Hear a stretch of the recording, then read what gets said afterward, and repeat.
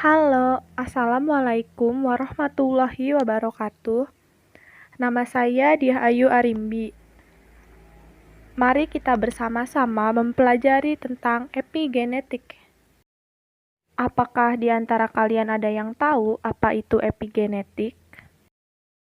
Epigenetik merupakan suatu studi yang mempelajari perubahan aktivitas gen yang bukan disebabkan oleh perubahan sekuen.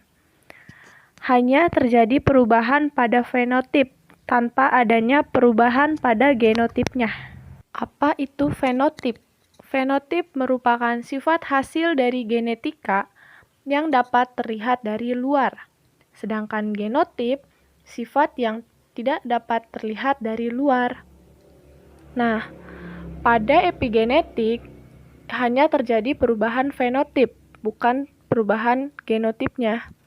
Dilihat dari foto yang tikus, terlihat bahwa yang berubah hanyalah fenotip warna dari kelima tikus tersebut.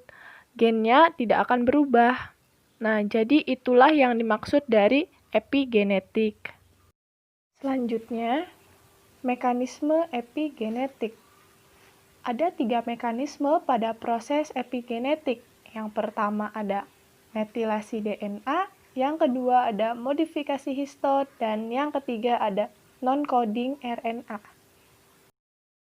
Metilasi DNA merupakan proses penambahan gugus metil pada cincin 5 sitosin menjadi 5 metil citosin dan menghambat transkripsi.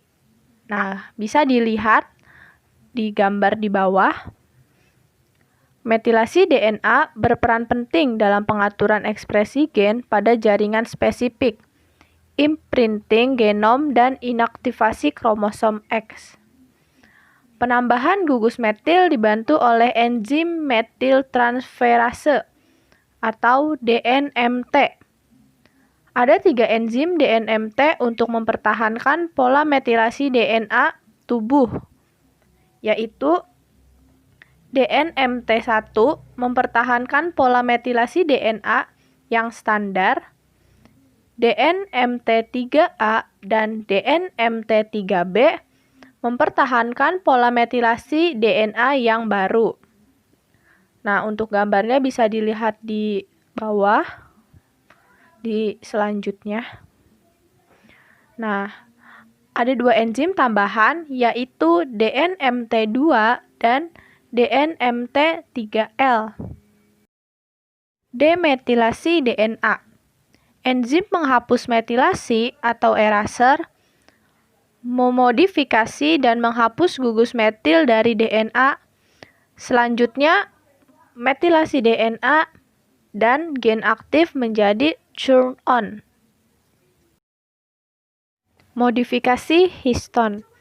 Kromatin terdiri dari nukleosom yang tersusun oleh 146 pasang basa DNA dan dibungkus oleh 4 protein histon, yaitu H3, H4, H2A, dan H2B.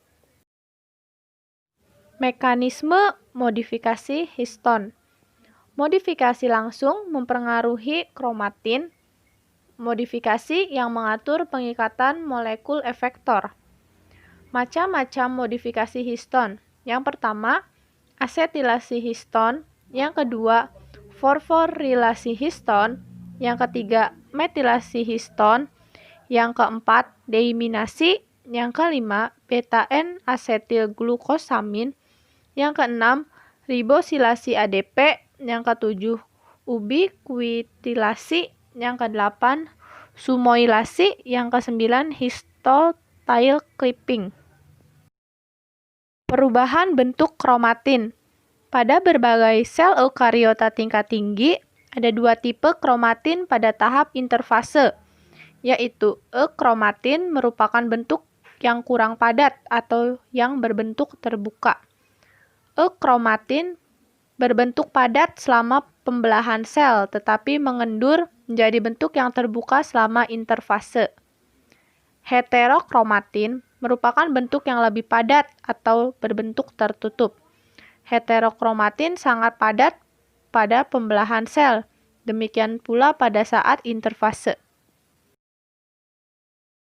Non-coding RNA. Non-coding RNA adalah suatu molekul RNA fungsional yang ditranskripsikan oleh DNA, namun tidak ditranslasikan oleh protein. Non-coding RNA terdiri dari miRNA, siRNA, piRNA, dan incRNA. Non-coding RNA berperan meregulasi ekspresi gen pada proses transkripsi dan post-transkripsi. Non-coding RNA atau ncRNA dapat dibagi menjadi ncRNA pendek, kurang dari 30 nukleotida, serta ncRNA panjang, lebih dari 200 nukleotida. ncRNA pendek terbagi menjadi 3 kelas utama, yaitu microRNAs atau miRNAs, short interfering RNAs atau siRNAs, dan PIWI interacting RNAs atau piRNAs. MicroRNA atau miRNA berupa non-coding protein yang berukuran kecil, kurang lebih 22 nukleotida. Berfungsi sebagai regulator negatif bagi suatu gen.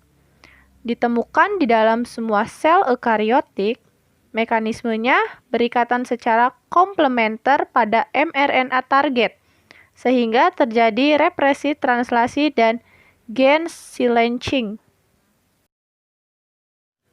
MicroRNA secara umum berikatan dengan messenger RNA yang spesifik. Manfaat epigenetik dapat menjadi target terapi bagi kasus-kasus yang terbukti melibatkan mekanisme epigenetik. Gen-gen pada sel kanker kolorektal lebih banyak mengalami hipometilasi daripada sel normal. Hipometilasi DNA menjadi aktivasi onkogen, kemudian menginisiasi instabilitas kromosom. Sedangkan hipermetilasi DNA menginisiasi dinonaktifkannya tumor suppressor genes.